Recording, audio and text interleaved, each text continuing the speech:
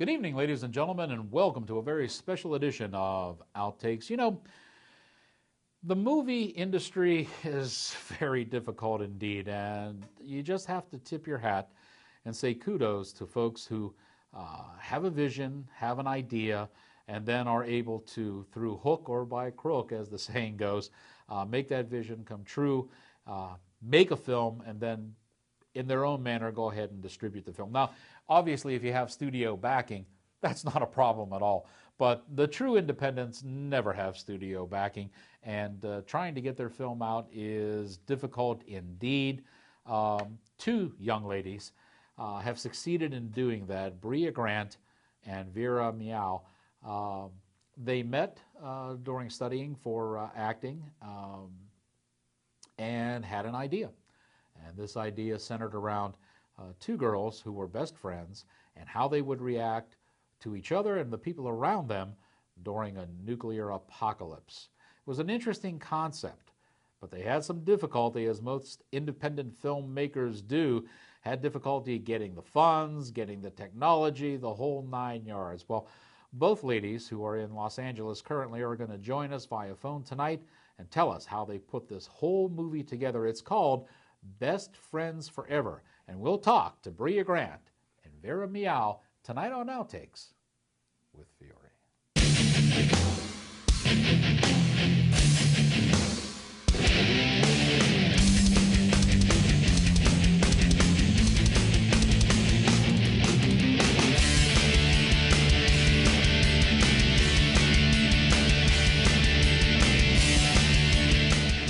And welcome back to Outtakes, ladies and gentlemen. And I'm very happy to have with me now two young ladies who have, a kind of interesting path here to movie making. They are Bria Grant and Vera Miao. Ladies, welcome to Outtakes.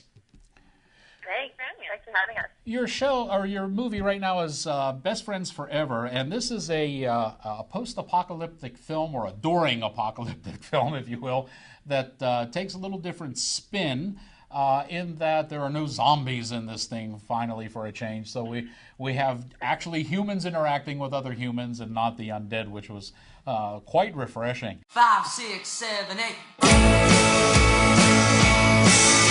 You're exactly where you're supposed to be. Oh my god, don't make fun of me. This is your first road trip. I planned a very special scenic route. Only you would start a road trip on the first day of the apocalypse.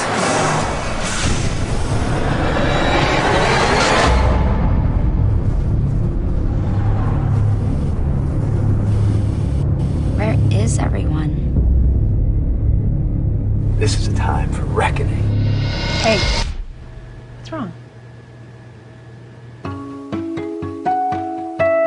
Do not attempt to leave your homes. The governor has declared martial law. The dregs. Why did I do that? Why? It's gonna be okay. There's no water left. Everyone's gone crazy. Don't you know it's dangerous to be outside right now? I'm sorry. What is wrong with you? Are you looking for someone? I know that it can feel dark sometimes. But I'm your best friend.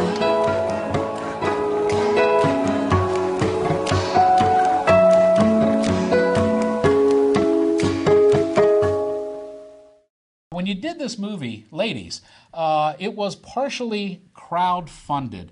I'd like to know what your opinions are of this method of financing films, especially independent films, and what you thought of the whole process.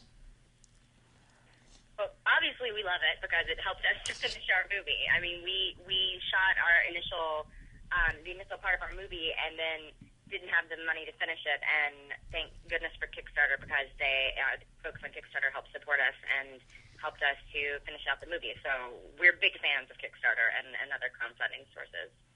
Yes, I was going to say definitely it was a tremendous amount of work. Mm-hmm. Basically, me, Bria, and another producer, we set aside our life for about a month and a half and kind of lived, breathed, and sweated Kickstarter in order to make our post dollars. So definitely Kickstarter is amazing in terms of being able to give folks who are making truly independent DIY films the resources, and also to start to build an audience for the film, outside of obviously the traditional routes to get financing and publicity and marketing. So that was really, really great. And I know now, we've had, Veronica Mars, Zach Braff, now Spike Lee just launched a Kickstarter. So Kickstarter is clearly evolving outside of the really small independent films into really established filmmakers who clearly are also not able to access the traditional financing routes as easily as I think Bria and I imagined or fantasized that it would be. Okay, ladies, if you would please talk to me about the central themes of the movie.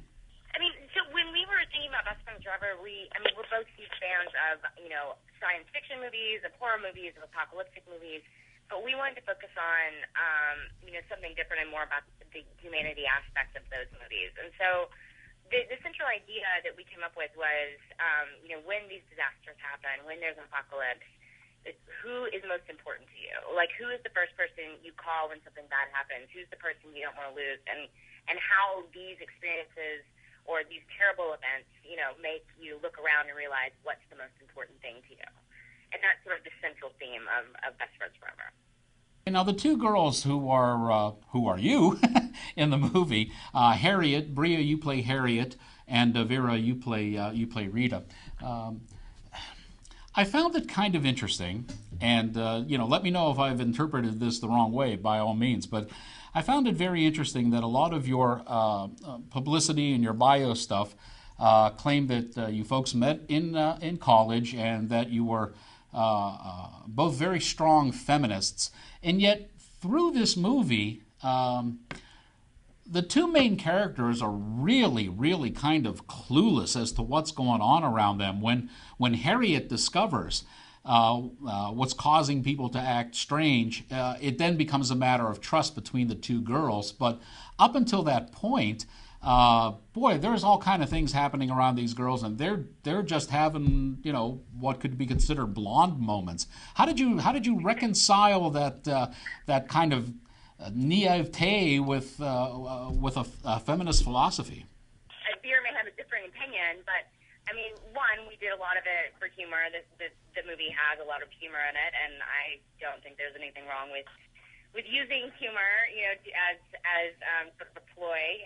But I think also there's something to be said for people who sort of live in their own world, and we created these characters as women who sort of are very self-involved people, and I think that they're very real people with very real flaws. And so I think that that's what we were really going for, is the idea that they're sort of so involved in their own universes, and especially Harriet, who knows and then doesn't even say anything, that the world is coming to an end because they're so caught up in their own personal lives that they aren't really looking around to see what's going on. And I think that I've actually never thought about it as them having a blonde moment. I think that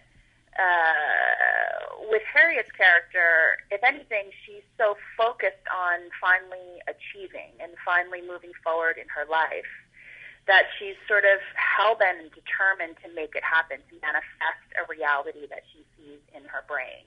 And I think that that's a very human condition, right? Where we become so determined to change our life and to turn a corner that sometimes it takes a while for the outside world to penetrate.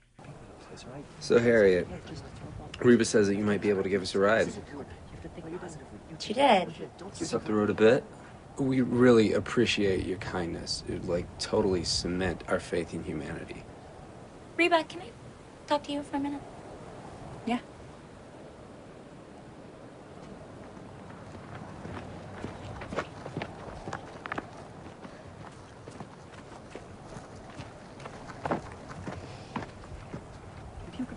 Why did you tell them they could come with us? Well, they're a little weird, but they're musicians, so it's part of the course. I do not think this is a good idea. Okay, it's been a little while since you've had a date. You can thank me when it's over, but only if you come. That's ridiculous. I had Give me the keys. What is that? A taser. A what? A taser. It's a weapon? Give me the keys. I'm not giving you the keys. Dude, what are you doing? I thought only women carried keys. Shut up! Obviously, in the film, the outside world is sort of an extreme moment because it's an apocalypse. But, and I think that that's what we use the genre for, right? To really highlight when, some of these human conditions, right, where we're so focused on moving forward that we don't take stock of what's around us. I think my character, Reba, is almost a little bit on the opposite, right? Still, as Bria mentioned, about being sort of focused on ourselves. But I think Reba is so wanting to stay in the past, wanting her best friend to, continue to be live in the same sort of close friendship and existence with her, that she can't quite acknowledge what's happening around her because she keeps trying to hold Harriet back from her move forward, right? So it's because she doesn't want to be left. She doesn't want to be abandoned. She doesn't want everything to change. So really at the heart of it, it's two characters who are sort of flip sides of the same coin, really, really focused on change almost to the exclusion of all things around them until the world really forces its intrusion into their bubble. And I think that that's actually a very human story. I think it's a really, relatable story, and I think it's a complicated story about, people and relationships, and the difference is our film actually centers that on women and a friendship between two women, which I think is relatively rare in films right now. For our loaded political insight into the movie here, when the nuclear bombs go off, most of the characters immediately assume that it's some kind of terrorism that's happening. However, there is an illusion, and one of the characters that you encounter on your journeys puts forth a proposition, if you will, that there is no real terrorist organization out there that could have possibly been that organized to set off 4 nuclear bombs simultaneously. And it's implied in that we might have to look into our own military as the cause for this possible disaster. Was it your intention to put into the movie that we might have more to fear from our own military complex than we do terrorists? This is probably, Bria knows I got really, really, really, really, when we were writing this film, I got super excited about backstory. And some of it is, and we talked back and forth about, what the backstory was for the cause of the bombs, and we purposely left it very open and really ambiguous, right? Because we were inspired by the first 48 hours after 9/11, when people really didn't know what happened, why, who was involved, and the unknowingness, the whole wide open universe of possibilities for such a horrifying and tragic event, really set a particular kind of tone and a hush that we wanted to explore in the film. Having said that, yes, I think we're in a state, when we wrote the film, over the year and a half that we wrote the film, lots and lots of different things happened. Obviously, we were inspired by 9/11, and that's a terrorist attack from the outside. This was also the age of WikiLeaks and Bradley Manning, and being really fascinated by his story and his sort of personal horror over what he was doing as part of the military, and then essentially a mole from within, launching, essentially, using information in some ways as an attack domestically from within. And, I think that there was lots and lots of stuff happening. Egypt was in a huge revolution, and the Egyptian government had cut off all internet access and cut off all telecommunications within the country to clamp down on its own people. And so I think, we don't answer the question about where the bombs are from, and we don't intend to ever. But in this day and age, it's not as simple as being able to, it's not as simple in a weird way, comfortingly easy to be able to point a finger at, some outside malevolent force attacking us. It's a little bit more complicated than an us versus them political context now. Okay. Bria, I'd like to direct this next question to you. Your character in the movie, Harriet, is a comic book artist, and That shines a little bit true in your own life. You started a comic book with your brother, which was a miniseries. But I'd like you to talk to me about the comic book you made for the Suicide Girls and how in the world you ever hooked up with them. Well, my first book was We Will Bury You, and it was with IDW, a publishing company called IDW. And I was hanging out with them at a comic convention, and they were like, would you be interested in pitching us an idea? We have the Suicide Girls property now, and would you be interested in pitching an idea for the series? And I was like, sure. So I wrote up an idea for the series, and I don't know how many people pitched. It may have just been me. I have no idea. But they liked it, and so I ended up writing it. And it was interesting because I worked actually really close with the people who run Suicide Girls, and Missy Suicide in particular, and because they're very, very hands-on about their company. And so the idea I pitched originally didn't wind up being what the book was about, actually, but it ended up being a really kind of fun, interesting experience, and one of my first times working as sort of a writer for hire as opposed to a creator, which is what I've done in the past and what I'm doing with my new book. It's like from beginning to end, I'm in charge of like the writing and the ideas and the panels and everything, whereas in this one it was more like I wrote it and then was a little bit hands-off with the rest of it. I see. And Vera, the last question I'd like to direct your way. When you're not making films, you are, for lack of a better term, you are a political activist. You are engaged in a lot of causes.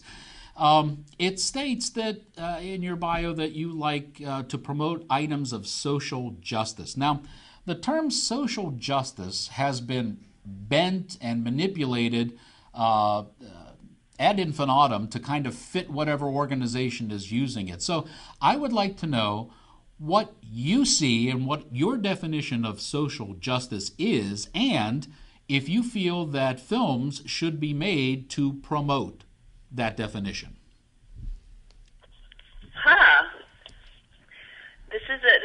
This is definitely a question that I've never received in an interview related to the film.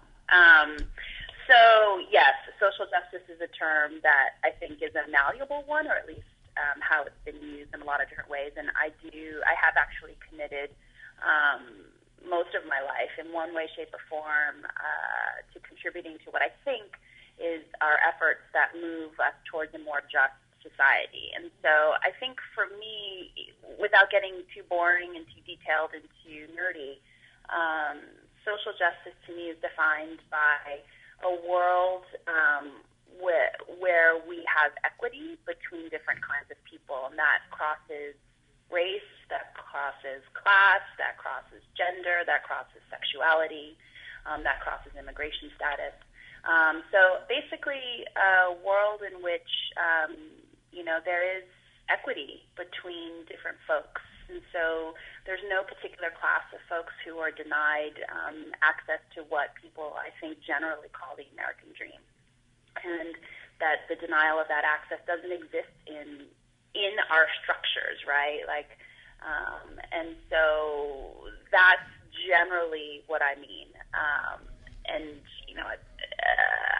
In terms of film, I will say that personally, I decided to become an actor and a filmmaker and go into films because I think stories and storytelling are one of the main ways in which we change each other's minds, influence how we think, build connections, and feel, emotionally connected to each other as people. And I wanted to be a part of that. And I wanted to be a part of a storytelling tradition that really does have a positive influence. Whether it be fun, and it doesn't have to be a particularly overt political message. I've often felt connected to a community of people just through watching a film or a television show or reading a book. And I wanted to be part of that. And so I do think that filmmaking and making films it's an honorable and venerable tradition at the center of storytelling and at the center of shaping how people see themselves and their connection to each other and to the world. So yes, I think the role is really central. How you express, those stories, they can be overtly political. They also can be stories about people and human conditions and their place in the world. And, that has just as much, if not more, impact. So I'm pretty open to all of it. I'm not a kind of actor who says, I'm just an actor, there's no role for any kind of a political or social stance in anything that I do. I actually don't believe that. But I also don't think that, if you have an identity as an activist or someone who believes in social justice, that everything that you do has to be sort of hit over the head with a hammer. That answers your question. It does indeed. The movie is called Best Friends Forever. I'd like to thank Brea Grant and Vera Miao for stopping by. Ladies, thanks so much for talking with us today on Outtakes. And Outtakes will continue right after this.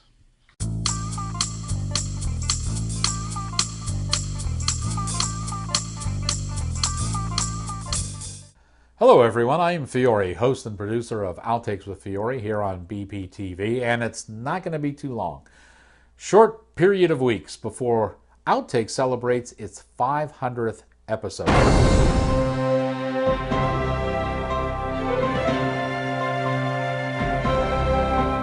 Now, in the research I've done, 500th episode is going to be a milestone not only for BPTV, but also for film review shows all across the nation. And we'd like you to be a part of it. If you've been a fan of the show for a good number of years, or if you've been a recent fan, we're inviting you to be part of the 500th episode show. All you need to do is give station director Dave Cable a call at this number, 412-831-3304. That's 412-831-3304, and you can come down to the studio and make your own taped greeting that will be part of the 500th episode. I know I'm going to be there. It's a milestone. Why don't you be part of it too? Call Dave Cable today at 412-831-3304.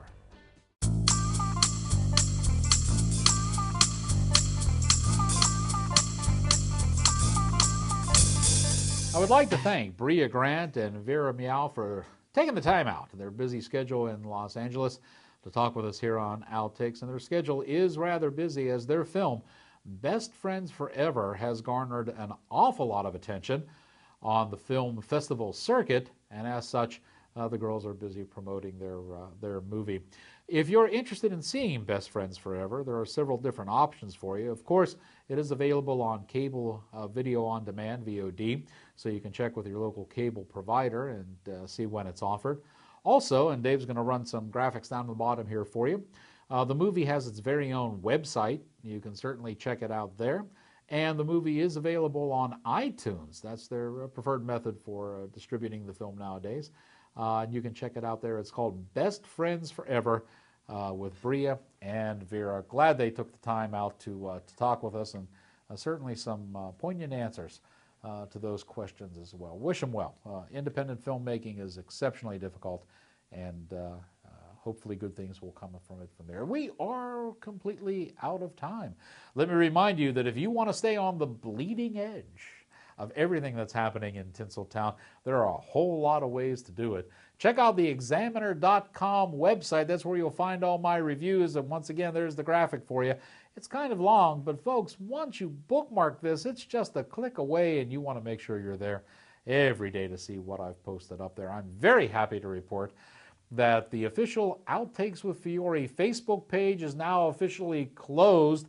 I wanted to keep it to 100 members. We've reached 100 members, and now I'm going to kind of settle things down and run some special promos and everything on that website. And if you want to join, hang tight. We're going to have a little waiting list going on here. I don't want it to get too big and too unwieldy like I did when I had the club membership. That was just too much to control.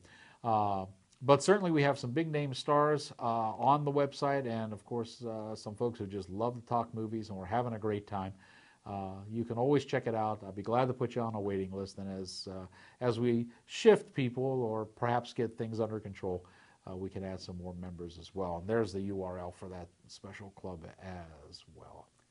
That's going to wrap us up for Outtakes. We are fast approaching our 500th episode, and once we do hit our 500th episode, we're hoping for a big gala response in here, and you can be a part of it. Be sure you check out BP TV Channel 7 or Channel 32 to find out how you can do that. Until the next time, I'm Fiore, and I will see you in the theaters. You know, in the 500th show, I'm going to find a brand new catchphrase and put it in. Maybe we should do that. Any suggestions? I'll be glad to hear them. Until then, I'll be the guy in the last row.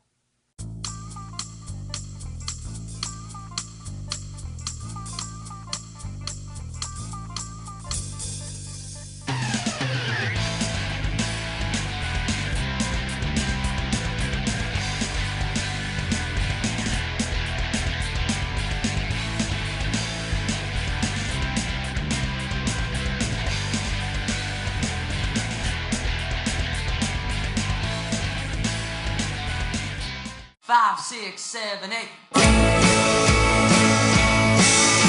You're exactly where you're supposed to be. Oh my god, don't make fun of me. This is your first road trip.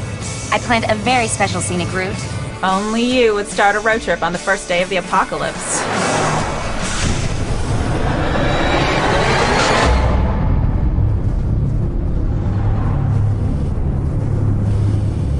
Where is everyone? This is a time for reckoning. Hey, what's wrong? Do not attempt to leave your homes. The governor has declared martial law. The dregs, the Why did I do that? Why? It's gonna be okay. There's no water left. Everyone's gone crazy. Don't you know it's dangerous to be outside right now? You're sorry. What is wrong with you? Are you looking for someone? I know that it can feel dark sometimes, but I'm your best friend.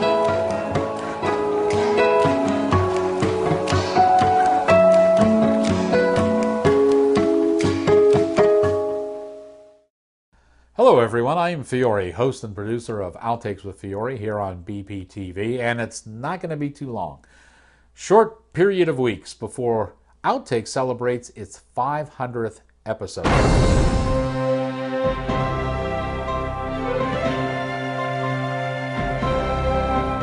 Now, in the research I've done, 500th episode is going to be a milestone not only for BP TV, but also for film review shows all across the nation. And we'd like you to be a part of it. If you've been a fan of the show for a good number of years, or if you've been a recent fan, we're inviting you to be part of the 500th episode show. All you need to do is give station director Dave Cable a call at this number, 412-831-3304. That's 412-831-3304, and you can come down to the studio and make your own taped greeting that will be part of the 500th episode. I know I'm going to be there. It's a milestone. Why don't you be part of it too? Call Dave Cable today at 412-831-3304.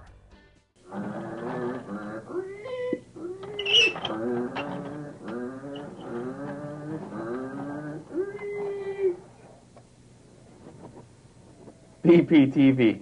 Come volunteer. If it wasn't fun, I wouldn't be here.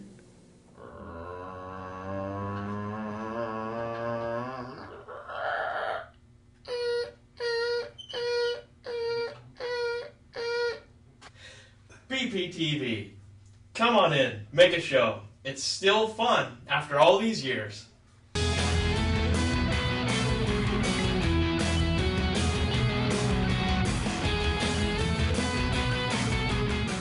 Hi, my name is Akon. Hi, my name is Alex Barker, the Amazing! I'm Jacob Wagner. Hi, I'm Austin. This is Scout 350, and you're watching BPTV. Isn't that awesome?